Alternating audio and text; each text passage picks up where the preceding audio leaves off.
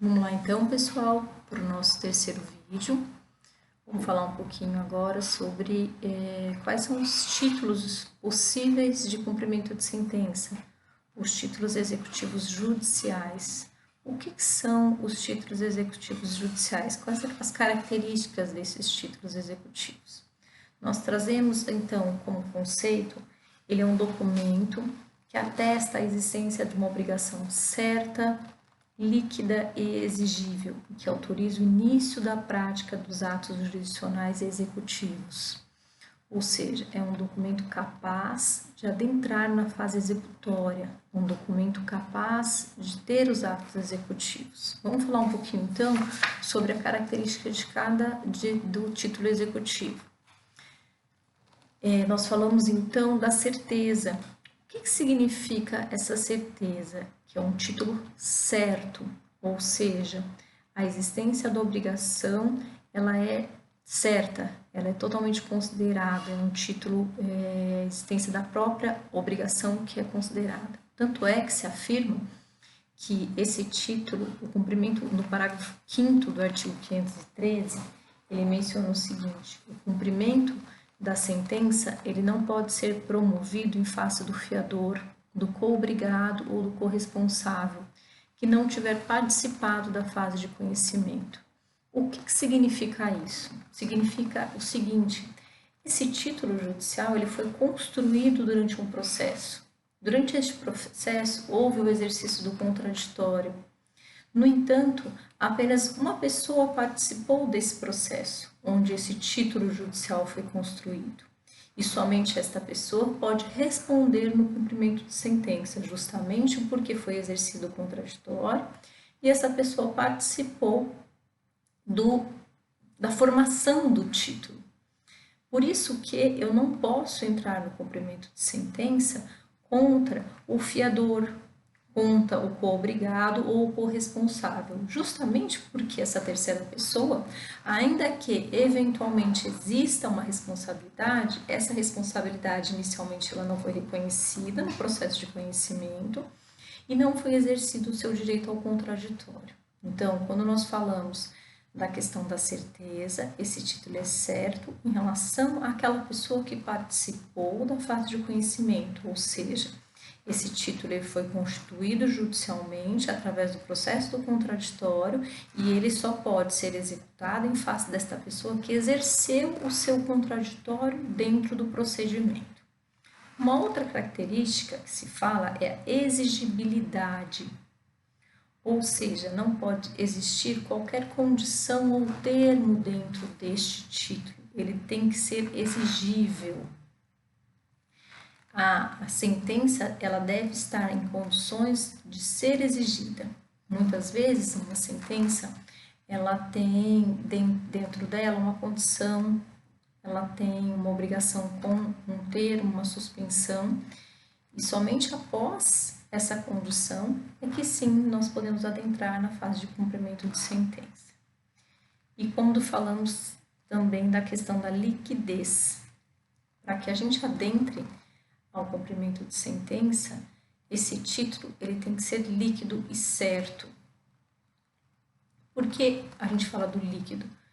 Justamente porque muitas vezes a sentença ela tem que passar por uma fase de liquidação. Ele tem que deve-se chegar a um montante específico, montante monetário. Muitas vezes foi reconhecido na sentença uma determinada dívida. No entanto, essa dívida ainda ela deve ser apurada, ela deve ser liquidada. Somente posteriormente a essa fase de liquidação é que daí sim nós podemos falar da fase do cumprimento de sentença. Então, nós temos aí o título judicial, que tem-se por definição, vamos voltar um pouquinho lá na questão da definição do título judicial, documento que atesta a existência da obrigação certa. Aquela obrigação ela tem que ser reconhecida, somente pode ser executada em face daquele que participou da constituição do título. Ela tem que ser líquida, monetariamente falando, e exigível, ou seja, não pode existir nenhuma condição que suspenda ou deixe ou inviabilize a sua exigibilidade.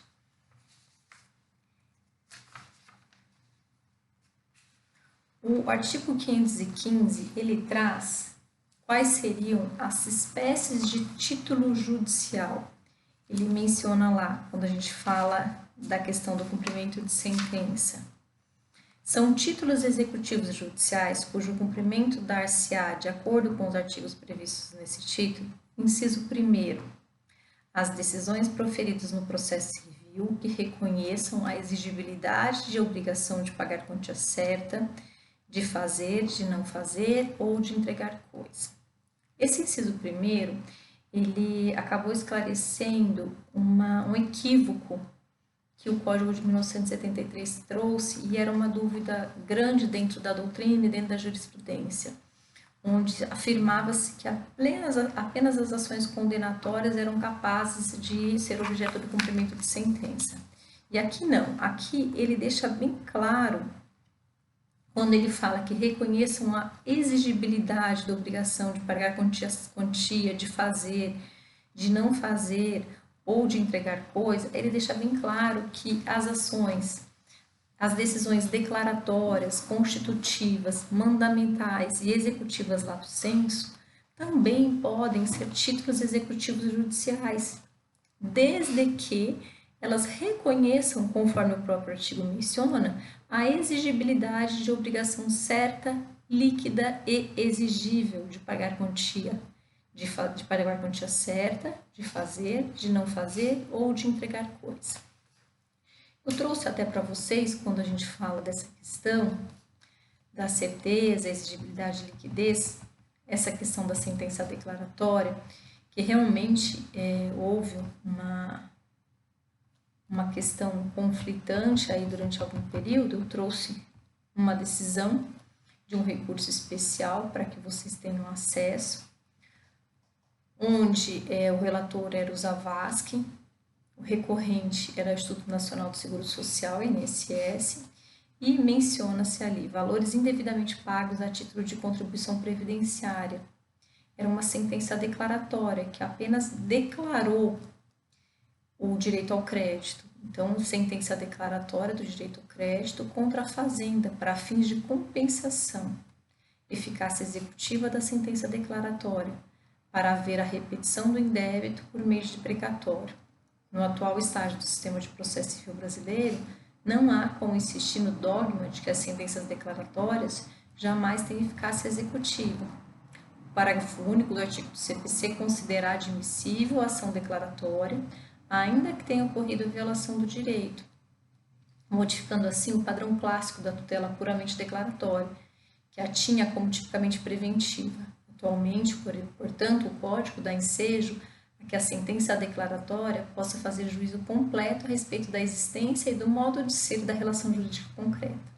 Ela tem eficácia executiva, a sentença declaratória que traz definição integral da norma jurídica individualizada. Não há razão alguma lógica ou jurídica para submetê-la antes da execução a um segundo juízo de certificação, até porque a nova sentença não poderia chegar a resultado diferente da anterior, sob pena de comprometimento da garantia da coisa julgada assegurada constitucionalmente. Então, chega até a ser um contrassenso exigir-se um novo processo para que essa sentença realmente seja efetivada. Eu trouxe até uma outra decisão que fala da questão da sentença condenatória do STJ, que é uma ação. Eu vou tentar resumir aqui para vocês. O recurso especial ele foi proposto pela Alfa Arrendamento Mercantil contra uma decisão do Tribunal de Justiça de São Paulo e é referente a uma ação de revisão de contrato de arrendamento mercantil. A credora ela queria executar os seus créditos nos próprios autos e não foi permitido, justamente afirmando-se o que nós estamos questionando, a questão da ação declaratória. Diante disso, em recurso ao STJ, a instituição financeira alegou que a decisão ela contraria a jurisprudência e determinação do Código de Processo Civil. Daí, de acordo com o relator, o ministro Luiz Felipe Salomão, a matéria processual é atual. A questão principal no processo é a definição sobre a possibilidade de uma sentença que não ostenta cunho condenatório ser objeto de execução por quantia certa. A matéria discutida, ele menciona que é pacífica no STJ, segundo afirmou o ministro. Ainda assim, o tema está presente em inúmeros recursos que chegam aos ministros no caso concreto. Apesar do caso se referir à sentença declaratória, os ministros sugeriram incluir na tese a constitutiva, que impõe uma obrigação às partes. O relator ponderou que não havia dúvida sobre a possibilidade de execução no caso. Aqui, no direito brasileiro, tudo gera dúvida, rebateu o ministro Herman Benjamin. Alguns ministros ponderaram que não seria conveniente que a tese apenas repetisse o que diz a lei. Então, foi estabelecida uma tese mais ampla. No julgamento, foi aprovado o seguinte texto: as sentenças, qualquer que seja sua natureza, de procedência ou improcedência do pedido, constituem títulos executivos judiciais, desde que estabeleçam obrigação de pagar quantia, fazer ou não fazer ou entregar coisa, admitida sua prévia liquidação e execução nos próprios autos. Então, o advogado Fábio Martins de Jorge afirmou que o STJ já tinha um entendimento relativamente consolidado, mas alguns juízes não acompanharam. Um dos motivos para permitir a execução da mesma ação de sentença declaratória é a economia processual. Segundo o advogado, há também a questão da segurança jurídica. Sem uma nova ação, impede-se que o valor seja rediscutido e, eventualmente, tenha um entendimento diferente. A decisão garante a eficácia da coisa julgada. Então, essa questão da ação declaratória, ela já está superada. Finalmente, no artigo 515, o inciso 2º, ele traz a decisão homologatória de autocomposição judicial como título judicial. Essa decisão homologatória de autocomposição judicial, ela pode até mesmo envolver terceiros que não sejam parte, justamente por se tratar de uma autocomposição judicial, e ela, em regra, ela é realizada nas audiências de mediação e de conciliação, onde aquele acordo que se faz naquela audiência de conciliação, com os termos do acordo, ele é perfeitamente executável através do cumprimento de sentença, ele se torna um título executivo. Às vezes eu tenho alguns clientes que me questionam em audiência: doutora, mas e daí se eu fizer acordo, se eu concordar, depois ele não vai cumprir? Não, aquilo é um título executivo. Aquilo é uma decisão, uma sentença judicial que, independente de que as partes tenham feito acordo, eu posso sim trazer a eficácia daquilo através de um cumprimento de sentença. Então, por exemplo, eu cheguei lá na audiência de conciliação, a outra parte foi lá e me propôs um acordo. Olha, eu concordo que realmente aconteceu isso, mas vamos tentar, por exemplo, eu tenho uma dívida lá de 500 mil, mas existe a questão de juros aí questionando, vamos tentar fechar aí por 400 e vamos tentar fazer acordo, pelo menos a gente não se desgasta, você já recebe já e a gente não se desgasta processualmente. A outra parte concorda, tudo bem, eu concordo, vamos fazer esse acordo. E no acordo há sim essa declaração da dívida, o montante do acordo, e este acordo ele se torna um título judicial, ele é executável através de um cumprimento de sentença.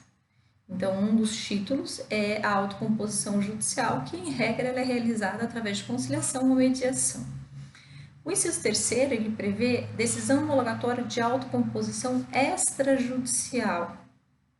Então, ele é convertido em uma homologação de jurisdição voluntária, que depois ele vem onde um dos interessados ele pode pleitear a homologação judicial, e essa homologação judicial ela pode ser executada através do cumprimento de sentença. O inciso 4º, ele menciona o formal e a certidão de partilha. O que é esse formal e a certidão de partilha dentro de um inventário? Ela nada mais é, uma vez um professor comentou comigo essa questão do inventário de uma forma tão simples que eu parei para pensar e falei, poxa, isso mesmo, o inventário formal de partilha nada mais é do que uma escritura pública de uma pessoa falecida e uma pessoa viva. Ele apenas documenta essa transferência de patrimônio, a passagem do patrimônio do falecido aos seus herdeiros. Ele registra essa transferência para os órgãos competentes. Então, esse formal de partilha, a certidão de partilha, ela é executável a partir do momento que finaliza o processo e ele é expedido.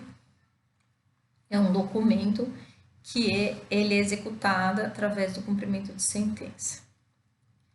E o inciso 5º fala do crédito do auxiliar de justiça, porque todos nós sabemos que para a movimentação de um processo existem a questão do valor de custas judiciais, né? Essas custas judiciais, ao final do processo, há a condenação em relação a custas processuais, aquele que se deu por vencido, e assim como eu posso fazer o cumprimento de sentença para receber a condenação, eventualmente o reconhecimento do meu direito através de um cumprimento de sentença, o auxiliar da justiça, o cartorário, ele também pode executar o seu direito também através do cumprimento de sentença, valendo-se também do mesmo processo. O Código de 1973, ele trazia isso de uma forma muito equivocada. Ele mencionava que não era um título executivo judicial e que caberia, daí, neste caso, ao cartório executar de forma autônoma essas verbas. Hoje não, hoje essas verbas elas seguem o rito do cumprimento de sentença e elas podem ser executadas dentro do próprio processo do cumprimento de sentença. O inciso 6º, ele menciona a sentença penal condenatória transitada em julgado, porque muitas vezes essa sentença penal condenatória ela traz sim uma condenação em danos materiais, em danos morais, e ela é perfeitamente executável através do cumprimento de sentença. O inciso 7º menciona a sentença arbitral, que traz os meios alternativos de solução de conflito. O inciso 8º menciona a sentença estrangeira homologada pelo STJ. A sentença estrangeira, ela pode sim ser executada através do cumprimento de sentença, no entanto, há a imprescindibilidade dessa sentença ser homologada pelo Supremo Tribunal de Justiça.